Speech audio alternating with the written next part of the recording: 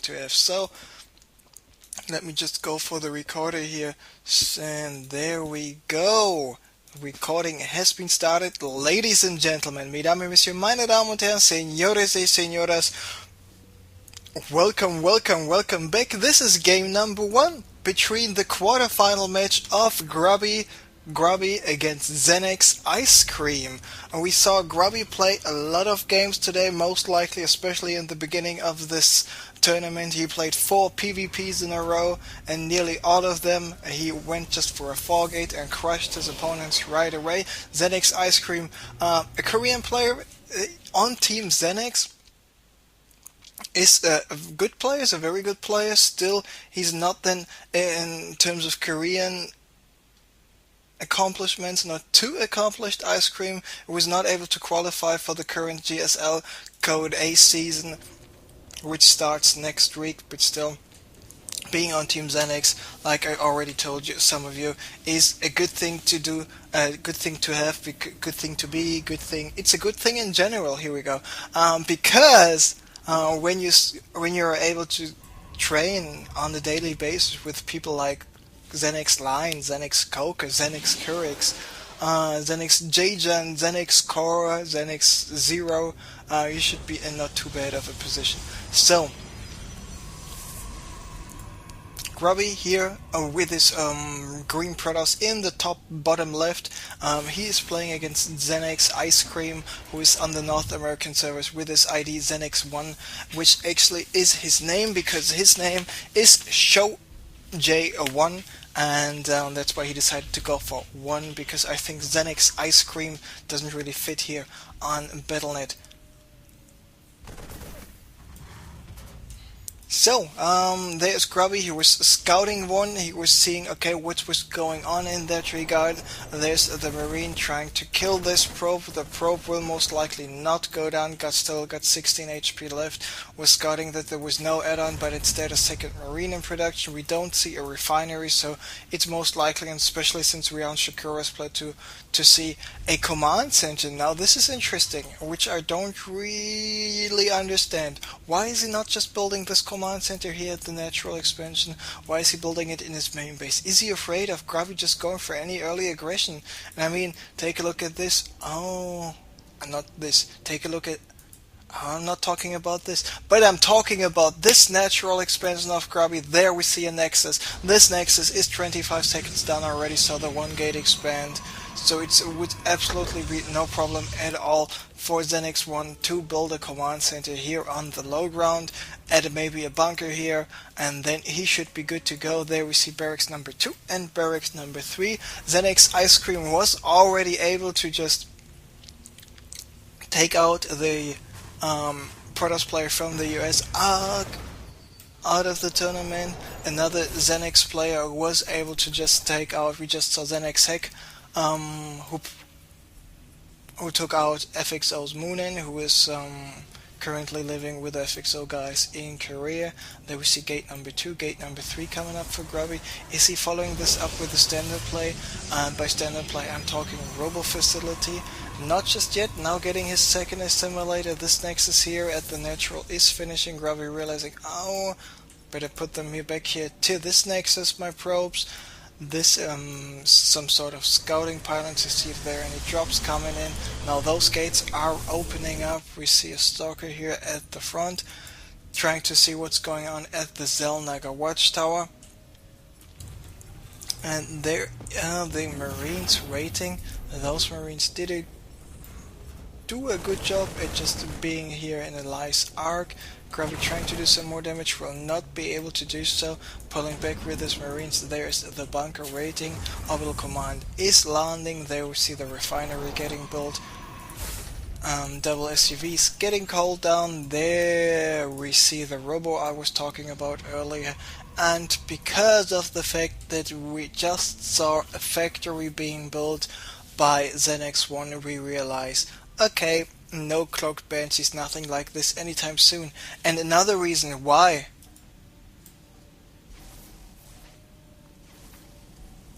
looks like we had a small pause, but since we are in the live casting mode, No problem at all. And now, of course, there should be no delay on the stream anymore.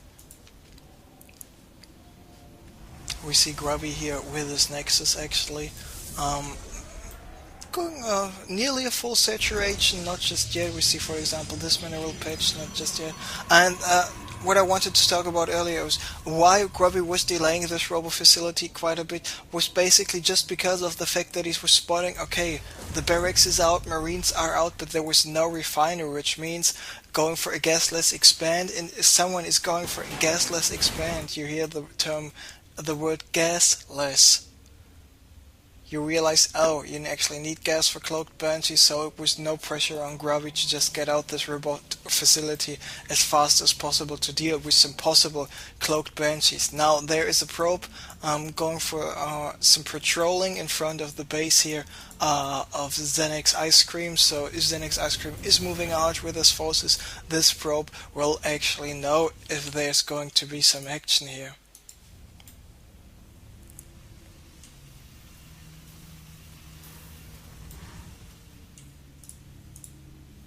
First medivacs getting produced for ZENEXIceCream. First, where is this building? Here it is, the robotics bay getting roped in for Grubby. There we see the Forge coming up. He wants to go for some upgrades as well. Should really go for the armor upgrades as fast as humanly possible.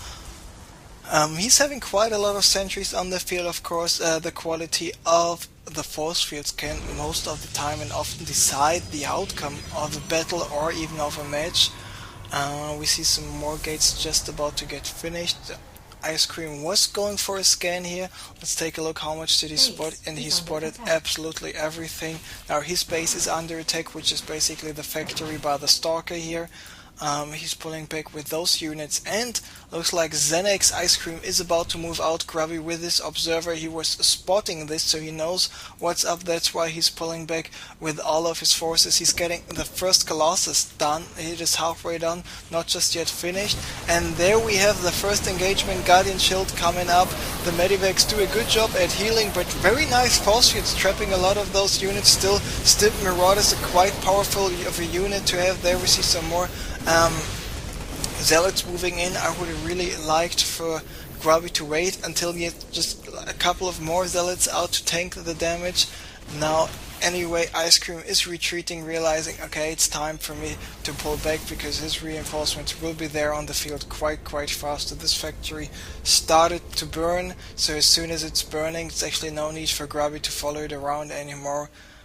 We see some more medivacs here by ZENEXIceCream in the middle of nowhere. This pylon still on the high ground can be used for some evil purposes later on. There we see a Nexus just started for Grubby in the bottom left center location.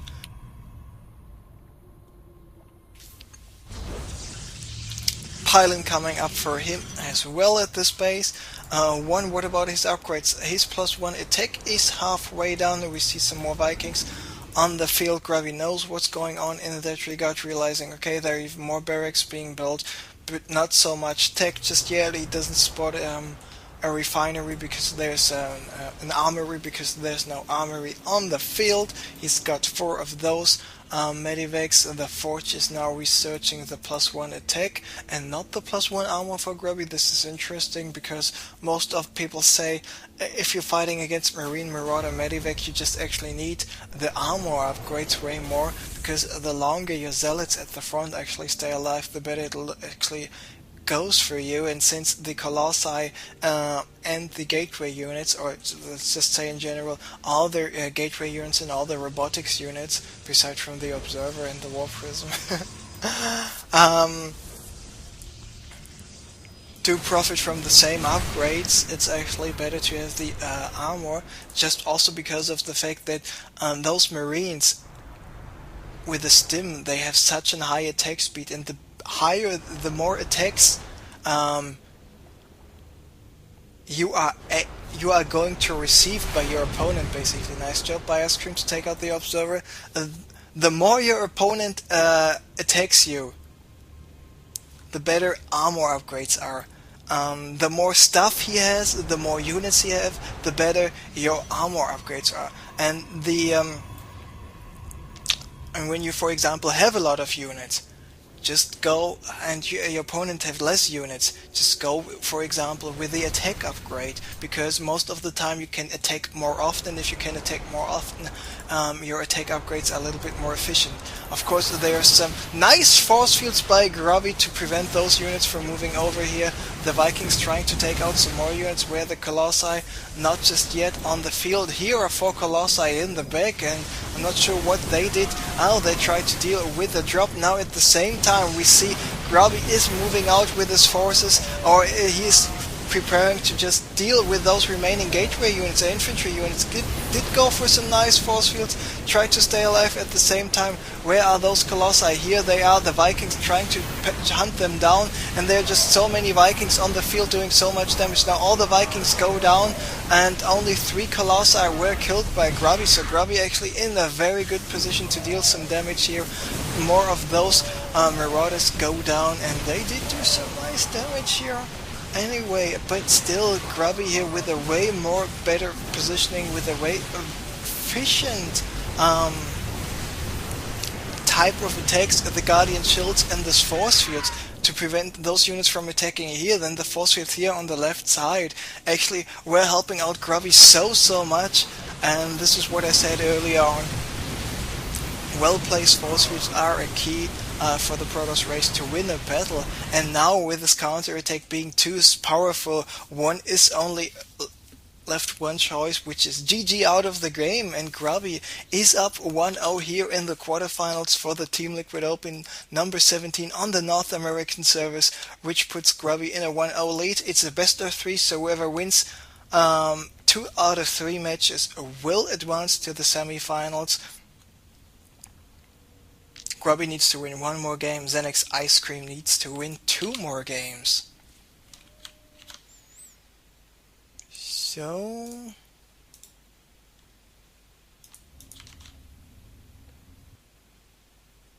game number 2 coming up right away.